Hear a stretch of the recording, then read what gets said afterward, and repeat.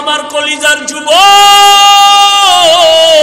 আমি পায়ে হাত রেখে চ্যালেঞ্জ দিয়ে বলে গেলাম, রাতের বেলা ঘুমের বিছনায় যখন যাইবা, তুমি যত দুনিয়ার গুনার কাজ কইরা কইরা সারা রাত মোবাইলে কবিরা গুনাহ দেখে। একটা যুবকও ওয়াজ দেখে না, সারাটা রাত মোবাইলের স্ক্রিনের মধ্যে তাকাইয়া কবিরা গুনাহ দেখে, কবিরা গুনাহ দেখে, কবিরা গুনাহ দেখে। দেখতে দেখতে চেহারাটারে ফ্যাকাশে বানাইছে। যেই চেহারা 40 বছর আগে নষ্ট হবে না, যেই চেহারার উজ্জ্বলতা কমবে না, আজকে 27 বছরের যুবক কাটন হয়ে গেছে।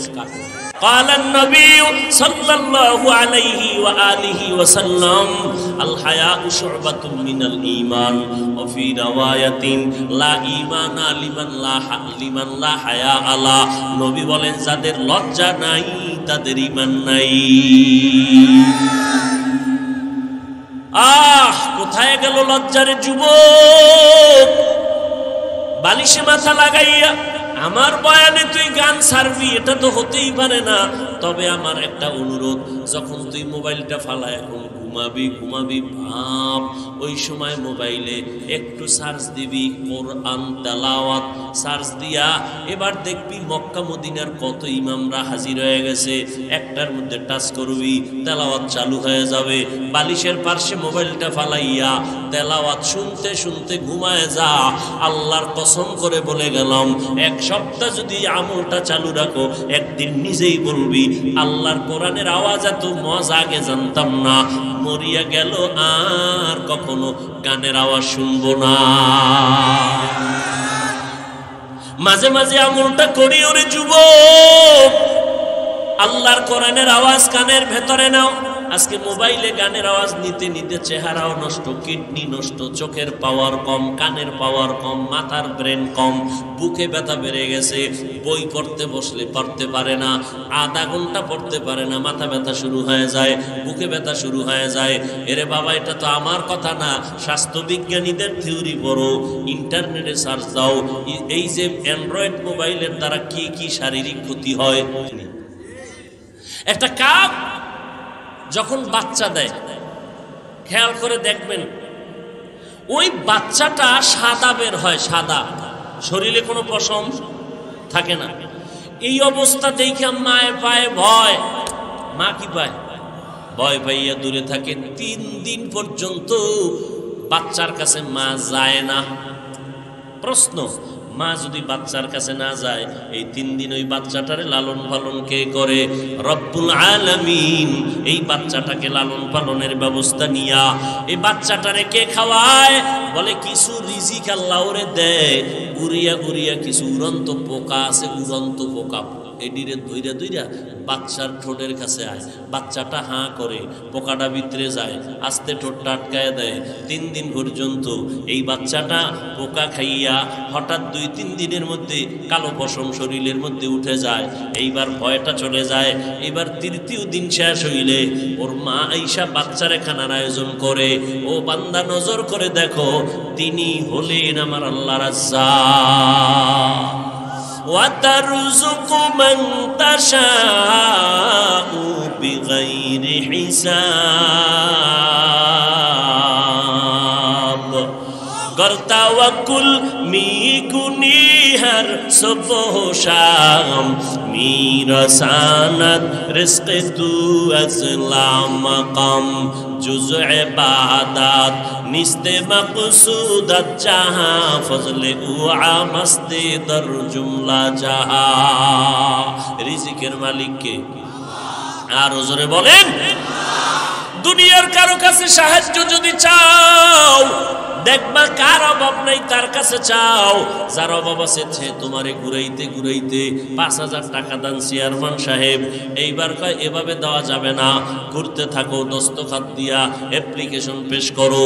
এভাবে ঘুরতে ঘুরতে মানুষের টাকা নিজের হাতে আসতে আসতে 10,000 50,000 থেকে হাতে হাতে বহুত মাঝখানে হাত লাগছে, এই হাতের হাদিয়া পাইতে পাইতে নিজের কাছে আইসা অল্প টাকা পাইল। আল্লাহ পাক রব্বুল আলামিন বলেন, ও বান্দা, সাহায্য ছাড়া চলতে পারবা না, মাস্তানি করিও না। সাহায্য নিয়েই যদি চলতে চাও, এমন একজন থেকে সাহায্য চাইও যার ভেতরে কোনো স্বার্থ নাই। মানুষের নিজের পেট ভরে না, অন্যের পেটটা ভরবে কেমনে? মানুষ একটা বাড়ির মালিক হলে চিন্তা করে আরো একটা বিল্ডিং দরকার। আমার ফরিদপুরে বিল্ডিং আছে, আমার আলফাডাঙ্গায় বিল্ডিং আছে, আমার বোয়ালমারিতে বিল্ডিং আছে, আমার আর একটা বাড়ি কক্সবাজারে দরকার, ঢাকা শহরে দরকার। এইবার বাংলাদেশ সব করার পরে চিন্তা করে সিঙ্গাপুরে একটা বাড়ি বানানো দরকার, কানাডায় বাড়ি বানানো দরকার। ও আল্লাহর বান্দারা, এই জমিনে কোনো মানুষের অভাব ছাড়া কেউ নাই। এবার তিনটা অপরাধ, তিনটা দুর্বলতা যার নাই, এটা খুঁজতে খুঁজতে যদি দেখেন কার অভাব নাই, কার স্বার্থ নাই, একজন আছেন, তিনি আমার মালিক, তিনি আমার আল্লাহ। আল্লাহর কোনো অভাব আসেনি। ইয়া আইয়ুহান নাস আনতুমুল ফুকারাউ ইলাল্লাহ ওয়াল্লাহু হুয়াল গানিয়্যুল হামিদ।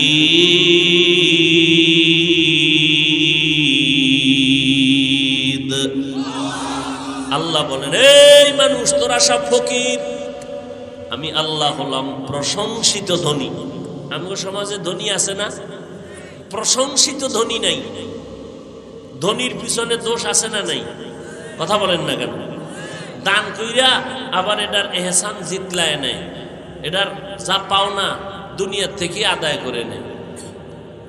কিন্তু আল্লাহ হলেন প্রশংসিত ধনী, যার দেওয়ার মধ্যে কোনো মাপ নাই। যা চাইবে তার থেকে বেশি দিবেন, চাওয়া মাত্রই দিবেন। আল্লাহ তাআলা বলেন, উদউনি আস্তাজিব লাকুম, বান্দা তুমি আমাকে ডাকো, আমি আল্লাহ দেওয়ার জন্য রেডি। কি প্রয়োজন চাও, তবে আমি আল্লাহ সব সময় দিব না। দেওয়ার একটা টাইম বেঁধে দিলাম, ভোর রাত্রে। প্রত্যেক দিন রাতের তৃতীয় ভাগে আল্লাহ প্রথম আসমানে দেওয়ার জন্য আসেন। যারা নিতে চায় তারা ঘুমায় না, আর যারা নিতে চায় না তারা নামাজ বাদ দিয়া ঘুমায়। অতি গভীর হয় রজনী যখন, নীরবে প্রভুর নাম জপিও তখন। প্রভুর করুণা যদি পাইবারে চাও, গভীর রাতে উঠে প্রভুর গুণগান গাও। যত আল্লাহর ওলি হইলেন ভোর রাতে কান্নার কারণে, গভীর রাতে একটা নীরব সময়, তোমার টাকা লাগবে, বাড়ি লাগবে, আমার মাওলার কাছে বলতে থাকো। আমার মাওলা দেওয়ার জন্য প্রথম আসমানে হাজির হয়ে যায়। বান্দা চাইতে দেরি হবে, আল্লাহ দিতে দেরি করবেন না। ওয়া ইযা সাআলাকা ইবাদি আন্নি ফাইন্নী করিব উজিবু দাওয়াতাদ দাঈ ইযা দাআন ফালইস্তাজিবু লি ওয়ালইউমিনু বি লাআল্লাহুম ইয়ারশুদুন।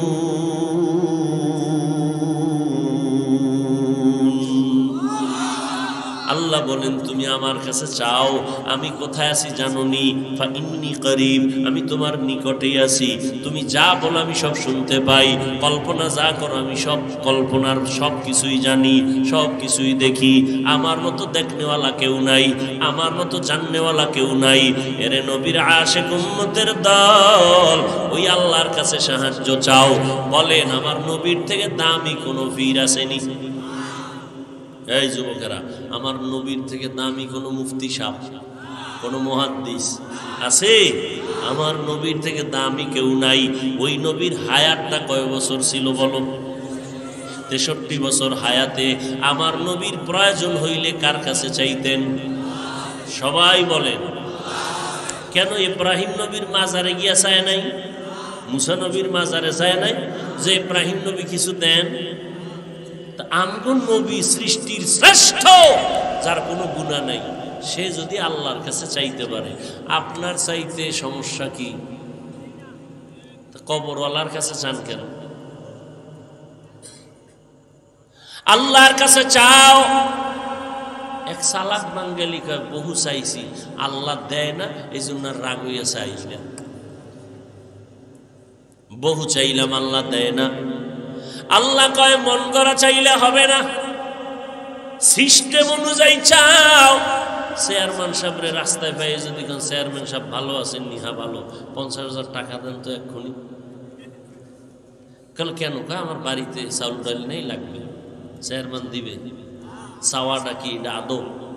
লিকুল্লি শাইইন জিনাতুন ফিল ওয়ারা ওয়া জিনাতুল মারই তামামিল আদাবি। আজ খোদা খাহি মে তৌফিকে আদব, বে আদব মাহরুম গাশত আজ ফজলে রা।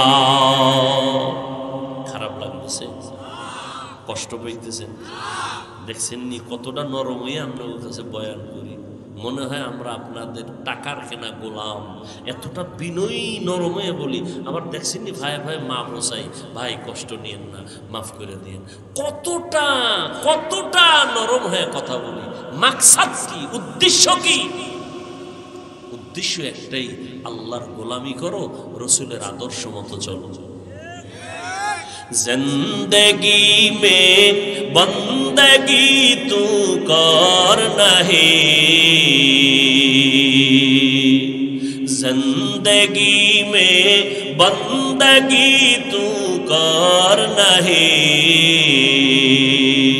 जिंदगी में बंदगी शर्मिंदा है, जिंदगी में बंदगी शर्मिंदा है।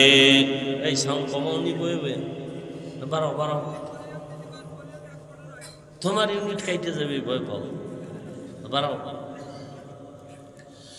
दुनिया में हो दुनिया का तालबगार ना हो, बाजार से गुजर हो खरीदार ना हो। ए गान শুনেন না গোলামেরা, খালি বই বই হিন্দি গান শুনে আর হাত পাও লড়ায়। কেউ নাচতেছি কেন? মজা লাগে। তুই হিন্দি গানের অর্থ বুঝো? আব্বাও বুঝে না, আমিও বুঝি না, তো লাফাস কেন? মজা লাগে। আমগোটা খারাপ লাগে না? दुनिया में हो दुनिया का तलबगार ना हो, बाजार से गुजर हो खरीदार ना हो। ये दुनिया एक मिसल कागज फूल है, ये दुनिया एक मिसल कागज फूल है। যদি এর সাথে একতারা বাড়ি মারে তুই হয়ে গেল কি? আমরা একতারা বাজাই না আর ঢোল বাজাই না, এর সাথে বাদ্যযন্ত্র দিলেই তো মজার গান হয়ে গেছে। আল্লাহ মাফ করুন। আল্লাহর নবী বলেন, যখন বাদ্যযন্ত্রের আওয়াজ পাও কানের মধ্যে আঙ্গুল দিও, এটা শয়তানের আওয়াজ। গানের আওয়াজে দিলটা মরে যায়, আর কোরআনের আওয়াজ শুনবা দিলটা তাজা হয়ে যাবে। আমি তো চ্যালেঞ্জ দিয়ে বলি, ও আমার কলিজার যুবক, আমি পায়ে হাত রেখে চ্যালেঞ্জ দিয়ে বলে গেলাম, রাতের বেলা ঘুমের বিছনায় যখন যাইবা, তুমি যত দুনিয়ার গুনার কাজ কইরা কইরা সারা রাত মোবাইলে কবিরা গুনাহ দেখে, মোরাকাবা করে, কবিরা গুনাহ করেনি?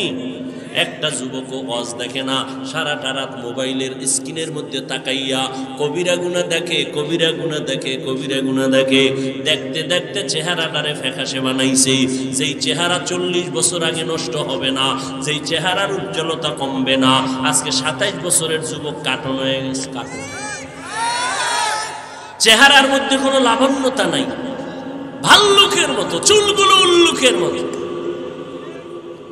ওদিক দিয়ে যৌবন নাই, হারবালারা খালি ডাকতেছে, আইও ওপেন চ্যালেঞ্জ। ঠিক নেই? লজ্জা শরম কই গেল? قال النبي صلى الله عليه وآله وسلم الحياء شعبة من الإيمان وفي رواية لا إيمان لمن لا حياء له। নবী বলেন, যাদের লজ্জা নাই তাদের ঈমান নাই। কোথায় গেল লজ্জার যুবক? বালিশে মাথা লাগাইয়া আমার বয়ানে তুই গান ছাড়বি, এটা তো হতেই পারে না।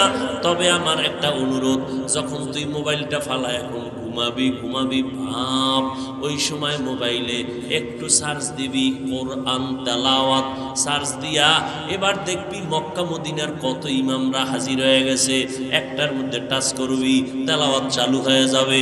বালিশের পার্শ্বে মোবাইলটা ফালাইয়া তেলাওয়াত শুনতে শুনতে ঘুমায় যা। আল্লাহর কসম করে বলে গেলাম, এক সপ্তাহ যদি আমলটা চালু রাখো, একদিন নিজেই বলবি আল্লাহর কোরআনের আওয়াজ এত মজা আগে জানতাম না, মরিয়া গেল আর কখনো গানের আওয়াজ শুনবো না। মাঝে মাঝে আমলটা করি ওরে যুবক, আল্লাহর কোরআনের আওয়াজ কানের ভেতরে নাও।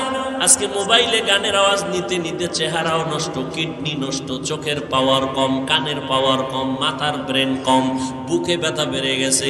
বই পড়তে বসলে পড়তে পারে না, আধা ঘন্টা পড়তে পারে না, মাথা ব্যথা শুরু হয়ে যায়, বুকে ব্যথা শুরু হয়ে যায়। এরে বাবা, এটা তো আমার কথা না, স্বাস্থ্যবিজ্ঞানীদের থিওরি পড়ো, ইন্টারনেটে সার্চ দাও, এই যে অ্যান্ড্রয়েড মোবাইলের দ্বারা কি কি শারীরিক ক্ষতি হয় সার্চ দাও। আমগো হুজুরগো কথা তো তোমরা শুনবা না, তোমগো লাইনের যারা আছে, তোমগো মাথার তাজ, এদের কথা শুনো। আর ডাক্তারখানায় হসপিটালে গিয়ে একটু চোখের পরীক্ষা করো, দেখো তো পাওয়ার কতটা ড্যামেজ হয়ে গেছে। ও যুবক আল্লাহর গোলাম, আল্লাহর কোরআনটার সিনায় লাগাও। মাঝে মাঝে কোরআনের আয়াতের তরজমা পড়িও, বাংলায় ডাউনলোড করে নাও। কয়েকদিন আর দুনিয়াতে বাঁচবারে বাবা, এমন একটা দিন নাই যুবকের লাশের খবর নেই, এমন একটা দিন নাই যে লাশের খবর নাই। গাড়ির নিচে যুবকের লাশ, পানির নিচে যুবকের লাশ। কেউ মরতে না চাইলে একদল আছে পিটাইয়া মারবে। বন্ধু বান্ধবের আড্ডায় পরে কত যুবকের প্রাণ গেল।